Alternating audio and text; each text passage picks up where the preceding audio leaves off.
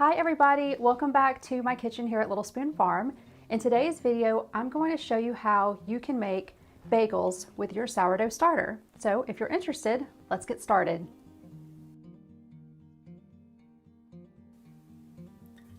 So we're going to start out by putting all the wet ingredients, the water, the sourdough starter, the honey, and the salt into the bowl of a stand mixer. And then we're going to give that a good stir to distribute all the ingredients. And then you're going to want to add your flour. Now I go ahead and mix this with my hands just to get all those ingredients kind of incorporated with each other. And then you're going to want to put it on your stand mixer with the dough hook attachment and mix this on the lowest speed for about 6 to 7 minutes. You can see it's a very stiff dough. You can do this by hand, and if you do it by hand, you're going to want to knead it on the counter for about 10 to 15 minutes. Now I'm just popping my starter back in the fridge. You can see this is a very stiff dough. So all we're going to do is simply just take that dough hook off, and you can see it in the bottom of the bowl. I'm just going to leave it in this stand mixer bowl because I do have a cover for it. Just cover that up and let it sit on the counter overnight.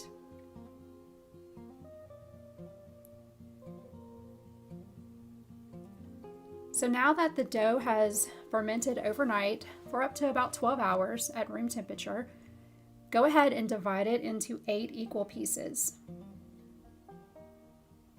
And I've got a baking sheet lined with parchment paper that we're going to set these on. So this is really, really easy. I'm just taking each piece and forming it into a ball. Doesn't have to be perfect. And then take your thumb and poke a hole right through the center, and then gently just shape it into a bagel shape. And then place that on the parchment paper. And you're going to repeat with all 8 pieces.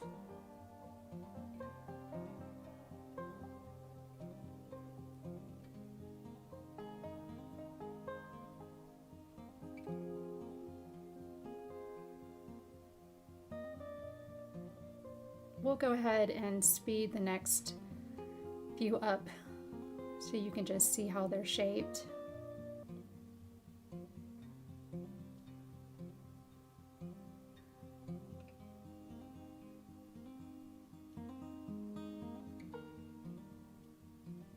And don't worry if the hole in the bagel kind of closes up as it's rising in the next phase, because when you go to boil the bagels, you can kind of gently just stretch it out ever so slightly before you put it right into the water.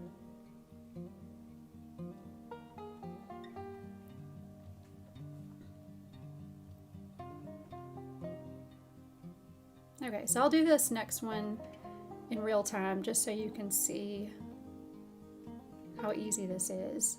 I'm just pulling the sides into the center, rolling it over, and just using my hands to make a little ball. There's no flour on the counter. And then using my thumb to poke that hole right in the middle. So once you have all these shaped and on the baking sheet, you're going to cover them with a tea towel or some kind of kitchen towel and just let those rest for like 30 to 60 minutes. You just want them to become puffy and raise slightly. And go ahead and get a pot of water ready. You want it to be probably about 3 inches deep, and you're going to put a tablespoon of sugar in it. So when this comes to a boil, you're going to boil each one of the bagels for 2 minutes on each side. So don't overcrowd the pot.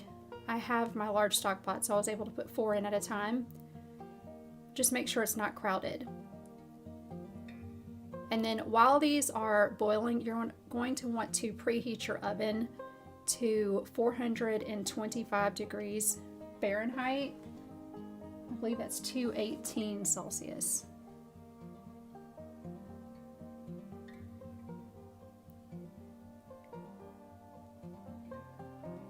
Once the bagels come out of the boiling water and they've had a chance to cool down to where you can handle them, you're going to want to dip one side of them in whatever toppings that you like.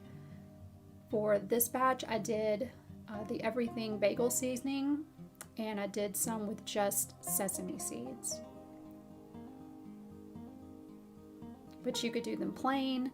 You could sprinkle just a little bit of salt on top.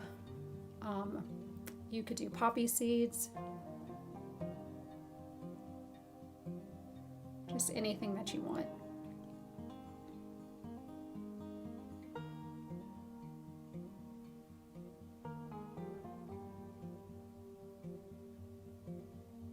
But this recipe comes together pretty quickly because you can be topping these while the other ones are boiling.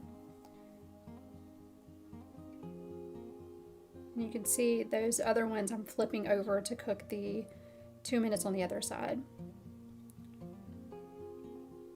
So once they're all done and you've got everything topped, you're going to pop these into the oven for 25 minutes, maybe a few more minutes. You just need to keep an eye on them. You want to bake them until they're nice and golden. So once they're done, just remove them from the oven and let them sit for a minute until you can handle them.